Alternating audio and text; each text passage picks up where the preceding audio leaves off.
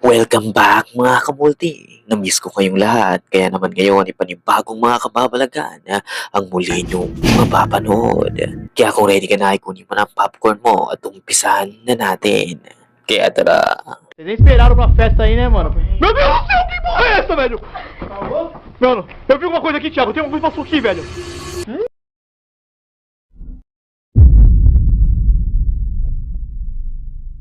Ang lalaking ito ay nagtatrabaho bilang isang bus driver. Kung minsan ay madaling araw na itong bumiyabiyahe, nakasanayan na niya ang ganitong routine hanggang isang gabi.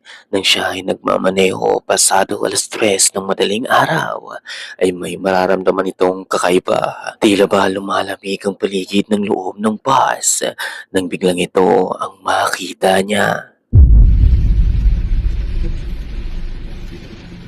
Só eu que tô vendo? Hã?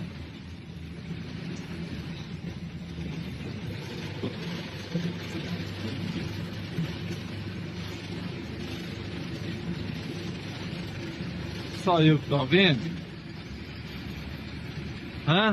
Só eu que tô vendo?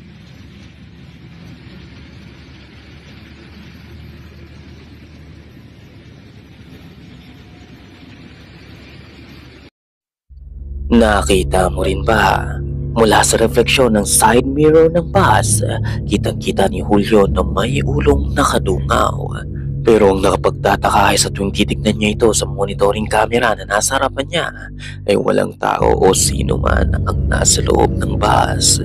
Pero sa tuwing kitingin siya sa side mirror, ang malinaw na nakikita nito ang taong nakadungaw sa bintana. Kinabahan man ay nagpatuloy pa rin siya sa pagmamaneho upang makarating sa destination nito.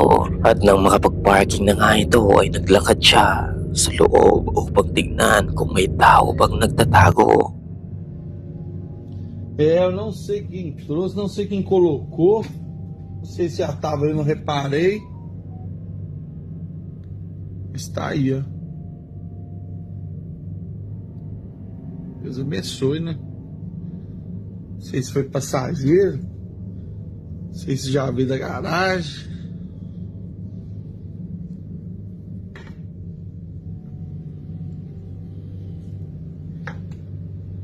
The bus was completely empty. Walang tao o sino man o anuman ang makikita sa paligid. Maliban na lamang sa isang rosaryong ayon kay Julio ay wala roon. Pinagtataka niyang nakasabit na sa loob.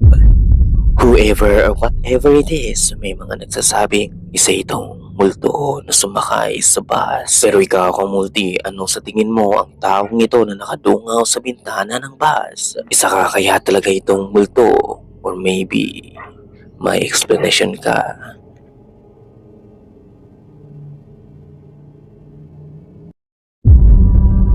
Aí, fim da festa aí, pessoal. Ó, comprei a câmera nova. Vamos colocar um vídeo no YouTube. Ang video ito ay nai-record sa YouTube channel na Bitachua. Sobrang nag-viral ang footage na ito na nagpapakita ng isang lalaking inire-record ng family makatapos ang isang kasiyahan.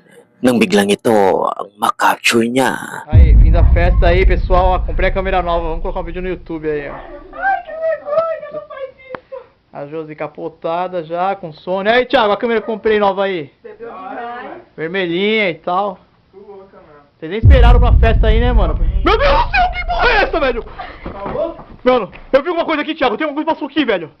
Ih, velho. Tô falando sério, cara. Tô falando sério. Vem aqui comigo, cara. Tem nada aqui não. Eu vi uma coisa assim, cara. Tá louco, mano? Maluco. Maluco. Eu vou voltar a câmera. Eu vou voltar a câmera e você vai ver, velho. Habang binibidyoan nito ang lalaking nasa kusina ay bigla na lamang isang imahe ang tila ba lumulutang na duman sa Nem bintana. esperaram pra festa aí, né, mano? Meu Deus do céu, que porra é essa, velho? Festa aí, né, mano? Meu Deus do céu, que porra é essa, velho? Napasigaw na nga ito at ang maging mga kasama nito ay labis na nagkulat. Madali itong lumabas upang tignan kung nasaan na ang Vem aqui lalaki. comigo, cara. Pero wala ito sa paligid. Ang video ito ay nai-record isang dekada na ang lumipas. Wala pang AI sa panahon na ito. So sino o ano kaya ito? Mano, Ang lalaki namang ito ay naglalaro na ng Xbox na GTA na biglang ito ang mangyari. Estaba jugando a Grande Auto y se escucha como...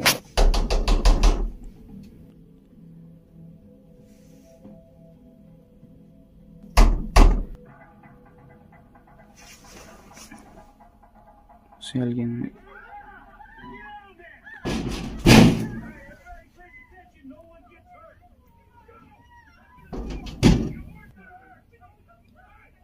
No hay nadie ahí.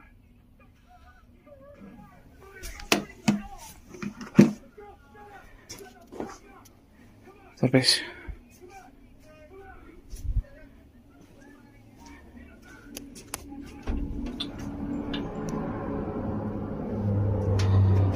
Y no hay nadie. Eso se va a ir a la basura. Pero otra vez no vuelve a haber nadie. Estamos remodelando, por eso está ese desmadre, pero desde ese rato están fastidiando.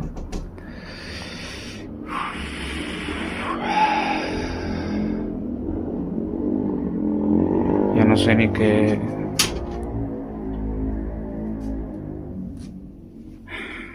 ni qué hacer. Bigla siya nakarinig ng banging sound na nagmumula sa front door. Nangigawin nito ang camera sa front door, hindi nito napansin na nakuna nito ang isang maputlang mukhang nagmamasid sa kanya mula sa bintana. Agad siyang pumunta sa pintuan upang buksan ito at makikitang wala namang tao sa labas. On the very next night, habang natutulog siya, ay ramdam niyang may nagmamasid sa kanya. Around 2 a.m. ng madaling araw na muli siyang magising at talagang mangingilabot siya sa masasaksiyan niya. Watch closely. Sobre las 56 de la mañana. Me desperté porque sentí una mirada de mis sueños. Me han dicho que no me intente comunicar con ellos. Quiero preguntarle quién es. Yo me duermo con la tele encendida.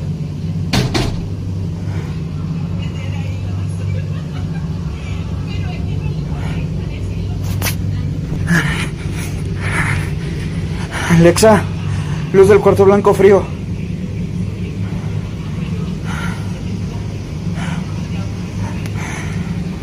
Se escucha así por el ventilador. No hay nada.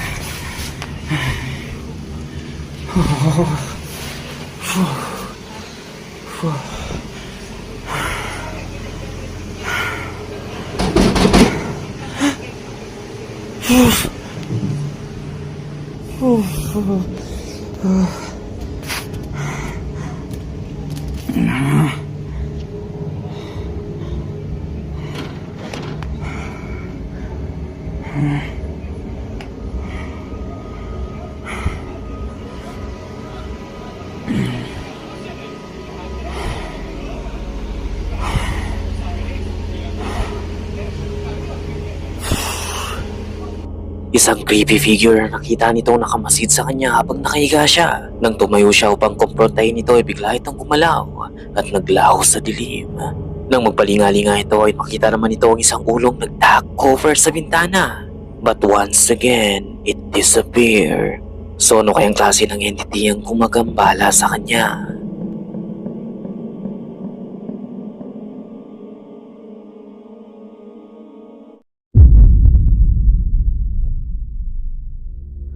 Ang lalaki ito ay laging nagigising madaling araw dahil sa mga kababalagang nararanasan ito. Freaking toy cars. Oh, you've got to be fucking kidding me.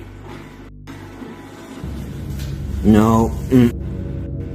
No, sir. No, ma'am. I'm not. Somebody call Justin Nunley.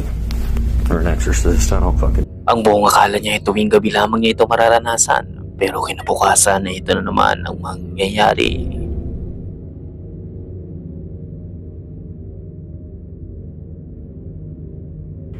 Elizabeth.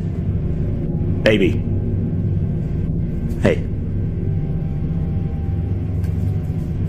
Goodbye. Okay, no, for real, like... So, what are we doing? Oh. Okay.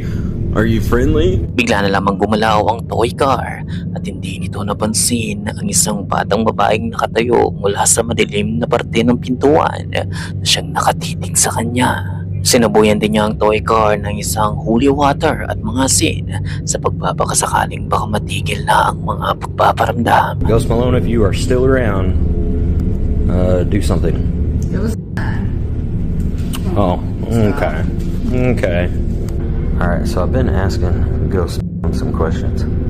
Okay, so 1 time if you're there, 2 times, or I guess no times if you're not. Definitely there, okay. Are you friendly? Okay, okay. Do you like Ghostbusters? No? Okay, do you like movies? Okay, okay. Alright, just not Ghostbusters, I guess it's insulting. Are you here to cause harm? Okay. Okay. And I wish I knew Morse code, we'd try that. Are you an older spirit? Okay, but not a bad spirit. Okay. Is there more than one of you? Oh, okay. So, a couple weird things have happened tonight. My mom's painting over there has moved. And Ghosty. Ghost Malone.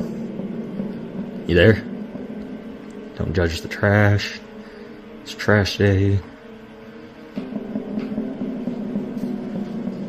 Ghosty.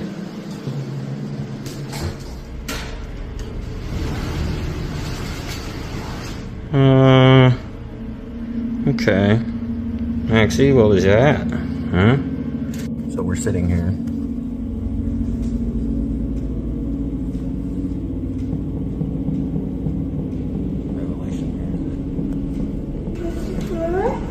Hi, Maxie. It should also be noted that we've had several offers from paranormal people to come here and whatnot. We're down. But there's been a few of them that are private profiles, minus the big ones you guys have suggested. Nobody's reached out, but I don't know. I might take offers for people to just come stay the night so you can see whether it's real or not for yourself.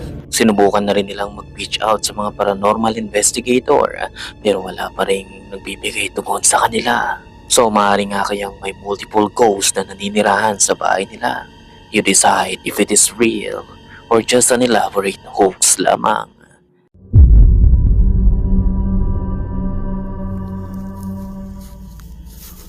Ang video ito ay nag-viral sa internet kung saan ang lalaking ito ay gumamit ng isang app na tinatawag na Randonautica. Ang application na ito ay nagbibigay ng lokasyon sa user nito na puntahan ng isang particular na lugar. Pinaniniwalaang ang application na ito ay sinumpa at nagbibigay ng panganib sa mga taong gumagamit nito na siyang mararanasan din ng lalaking ito.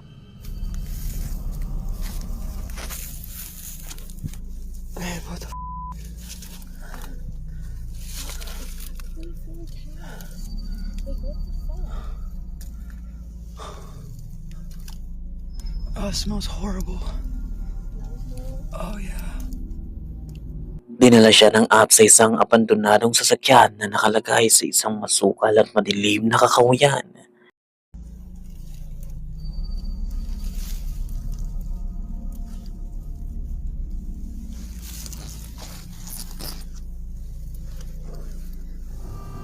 Ayon pa sa Reddit user, kinontak nito ang mga pulis matapos siyang madiscover sa sasakyan. I knocked for a while and no response, so I felt like I needed to make sure nobody was inside the car that possibly needed help. Napagalaman din niya ang may-ari ng sasakyan in a report na nawawala na talagang mas nagbigay ng palaisipan sa Randonautica app.